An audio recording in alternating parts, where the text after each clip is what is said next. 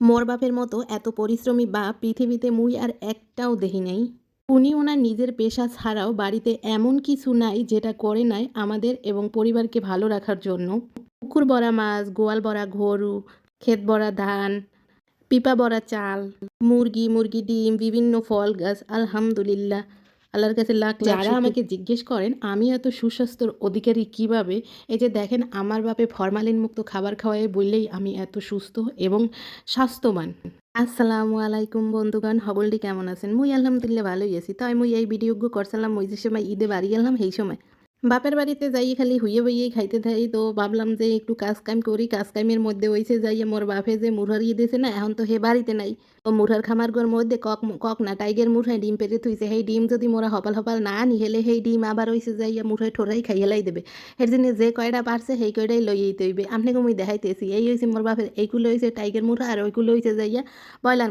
Tiger মুরগি মুরহা আর কি পালন করা হয়েছে ডিম খাওয়ার জন্য। আর ওই পাশে যে ব্রয়লার মুরহা দেখতে আছেন সেই পালা হইছে মাংস খাওয়ার জন্য। কারণ হইছে যাইয়ে দোকানের পালা মুরগা আনলে সেই মুরগায় আবার ইঞ্জেকশন দিয়ে ওজন বাড়াই দেয়, যা স্বাস্থ্যের জন্য খুবই ক্ষতিকর। আর মোরা যদি ঘরে পালি তাইলে তো ইঞ্জেকশন দেওয়ার দরকার হয় না। এই জন্য হইছে যাইয়ে মোর ভাবে একদম ফরমালিন মুক্ত যত খাবার দাবার আছে সেগুলো মোগো বাড়ি আছে। মোগো বাড়ি নাই এমন কোনো ফল ফলাদি নাই, ফল ফলাদির গাছ নাই। আর এই যে দেখতেছেন ডিম পারছে 3টে, মানে মুর হয়েছে 6টা, আর 3টে পরে পারবে না, কারণ আস্তে আস্তেই পারে। আর এই যে ডিমগুলো দেখতেছেন এই ডিমগুলো হয়েছে জমজ ডিম, 3টেও থাকে কোনোটার মধ্যে কুসুম। খাওয়ান দাওয়ানের যদি বেশি ক্ষেত্রে হেলে ডিম নাকি বড় পারে, 3 কুসুমালাও পারে।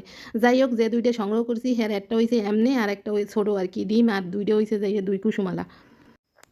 আর এই যে তানবীর আবিরের দেখতেছেন ওরা হয়েছে যাইয়া মোর বাড়ির সঙ্গী। ওরা সবসময় মোর লাগে থাকে, মুই যে সময় বাড়ি যাই।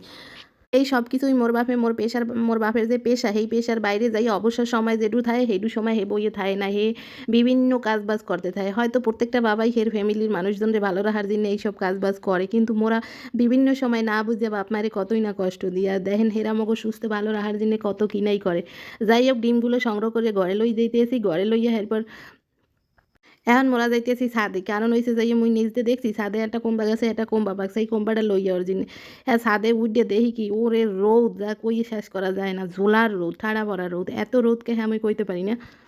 ও রোদে একালে হাঁসপাস করতেছি। যাই হোক, কোম্বাটা তো বাড়ি লইয়াই তো এর জন্য কোম্বা গাছের গোড়ায় গেছি। এখানে খালি মোকে কোম্বা গাছ না, মোকে কান্দা আছে, সে জায়গায় কোম্বা গাছ আছে অনেক কোম্বা।